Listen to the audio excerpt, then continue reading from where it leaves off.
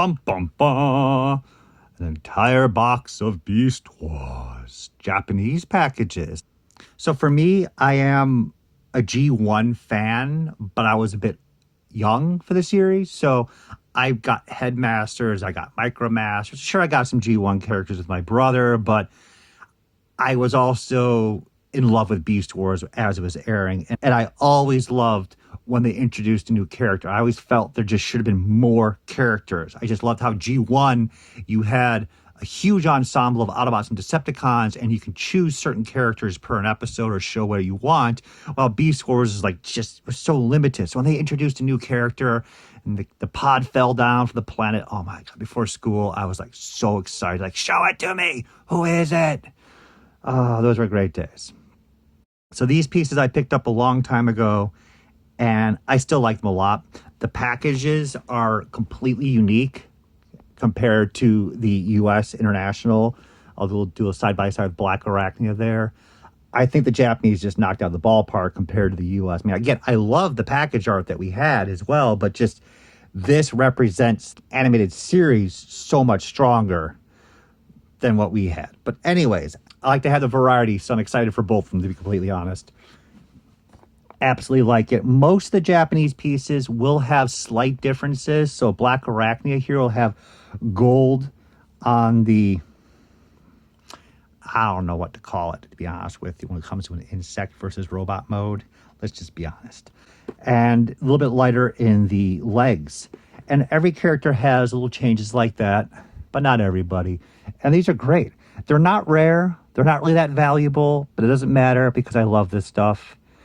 And of course, I stopped after a while. I didn't get everybody, but it's nice to see these again.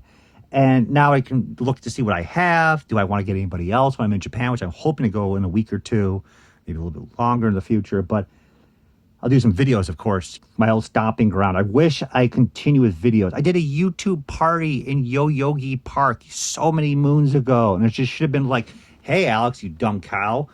You should be making videos, especially when you're in Japan, making these huge toy runs on the Shinkansen, hitting all the cities and everything. And yeah, I wish I did, but and I should have done it during the golden age. I have lots of photos, but these days the prices are insanely high. So you're not gonna be like showcasing, oh my God, look what I picked up, and showing you guys tons of boxes. But anyways, we'll get to that in the future. But yeah, I'm very happy about this. And it's nice to see them. They're all not, a little bit of wear here and there, but let's see how many characters we have. Prototype right there. Black Arachnia, and of course Tarantulas. Just saw the voice actor at Bakugan 2024 in Indiana. He's a little more clear purple see-through, if I'm correct, and the yellow stronger than the US release. Same style box. We have Cheetor, and this Cheetor is the green eye version. I don't know if they had the variants in Japan, if these were released in the same time as we were getting them in the West. So Cheetor has green eye, red eye, and blue eye. Sounds like possible diseases, I know. But the blue eye is the earliest, the green eye is the latest, and this is the green eye one. Everyone's kind of looking for the girl with green eyes. Looks like we have, oh yeah. So you can see how excited I was when I got these years ago. I was like, oh my God, Japanese only pieces. Let's open it up and play with it. So they're probably downstairs in the loose bins, and here's their boxes. So we have Iguanas. I just like Iguanas a lot. Destron G2 repaint. Well, it's Machine Wars. Retract that. And then we have the Ankylosaurus. Excellent. I was a huge fan of Iguanas for some weird reason. So as a kid, I was getting the toys as they came out. And before the series started, I was like, oh my God, Iguanas is going to be awesome. A Gila monster. So, frilled Gila monster, kind of a combination of the two. And so I picked him up first. And then here's a Japanese repaint. He's in different colors, you guys can see right there. And yeah, he never showed up in the cartoon, to my sadness to this day. And I have like hand-painted samples of him, test shots, and the Japanese piece, $15.99 from the year 1999. Isn't that crazy? So yeah, this is definitely came out later. Now that I've got my brain back. Stampy, you can read right there. Stampy is a Japanese-only rabbit, which I just don't understand why this didn't come out in the U.S. But at this point, if it's 1989, this means it came out later than our series and so forth. Love him. He might be worth a little bit more money. You can see I open up and play with him because I want to play with you. And right now I want to stop the video and play with it. And this piece is just spectacular. Rabid, psychotic rabbit with red eyes. Look at that. Yeah, that reminds me now of my mom letting me rent the VHS tape of Watership Down as a kid and just walking away. Yeah, that was a fun hour and a half of my life. Trauma. Thought he was amazing. Now, he's more of a shell transformer, and what I mean by that is there's not much of a transformation. He just folds into a shell. And I don't consider those to be like the best transformers by a long shot, because you're not really transforming it. You're just like a puzzle piece putting it back in the box. Still love the fact they made an Ammonite. Oh, he was so cool. And he's getting flopping downstairs in the loose bin. Need to get him out. We have Pterosaur. And this version, I thought it had a little bit of a difference, but it seems like it doesn't. Laserbeak definitely does. It has a different paint application. I wonder if the sticker is. It's just probably you purchase it from the large department store. And again, Japan, guys, department stores still exist. And I don't mean like just a blanket statement of, ooh, big whoopee-doo. No, I mean 1950 style department stores. So like, was it Tobu? You go on the first floor, they'll have everyone dressed up in these nice, snappy little outfits. They'll have candies and meats on the first floor, these wonderful showcases. You get in the elevator at some of these places, they have a girl dressed up in an elevator outfit to press the buttons for you. Like, you went back in time, and it is a culture shock to an extent. That's why I always recommend Pterosaur, still sealed. That was only 680 yen. That's pretty damn. Oh, not sealed. Looks like I'm playing with a lot more toys than I thought. Rat Trap. I think he has a little more brown on his back than anything else. Oh, I can just hear his voice in my head right now, which I don't know if that's a good thing or a bad thing. That would be actually kind of cool if your inner monologue voice was just Rat Trap's voice the whole time, not your own voice. And the alligator Megatron, who just like Iguanus, faded out of existence. And it was just a fun-loving toy. Dead stock sealed. I like how tiny little package is. I just like it fits in your hand. I mean, design-wise, they wanted to showcase the artwork more than the actual toy, because you can see the toy is more blocked off. If you didn't see the artwork, you wouldn't even be able to make out what the toy was to an extent. But that's really cool. And now we got, I kept the Leo Convoy. That's so neat. So let's see if it's still open. Did I open it? It's still sealed. So this piece right here is a Japanese only Leo Convoy.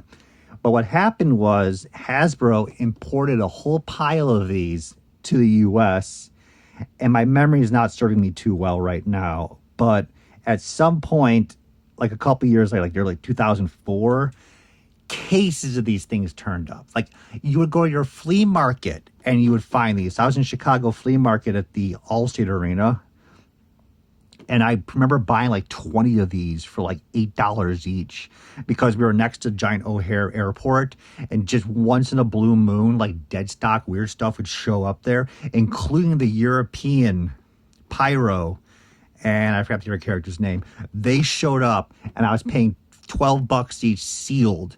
I got like probably about 15 of them. And I should have bought more, of course. The guy had them for like 1 week, and that was it. But I'm happy I have a sealed one of these, because it's Leo Convoy. Once again, I opened them up, the Triceratops, and I love how the fact that Takara sat back and said, great toy line we designed with Hasbro, but let's bring in some more characters. And of course, their own dinosaurs. Lots of dinosaurs. Magnetron was a little bit weird. A triple combiner with a plesiosaur. I'm again still happy to get it. Air Razor Transmetal. Lovely piece. Fan of the Transmetal series. I got like Rhinox as a kid. I got a couple characters. When they got the Transmetal 2, that's where I got less excited, because they became more crazy robotic designs. I never liked that. I like the early stuff, obviously. But this was not bad. I'm still happy with it. But that's why I started losing my love with Beast Wars when it came to Transmetal like 2. And here's a very interesting piece, at least for me. The Bison. whose name escapes me for the moment. Oh my God, I can't believe I forgot his name already. I think his name in Japanese is Bighorn.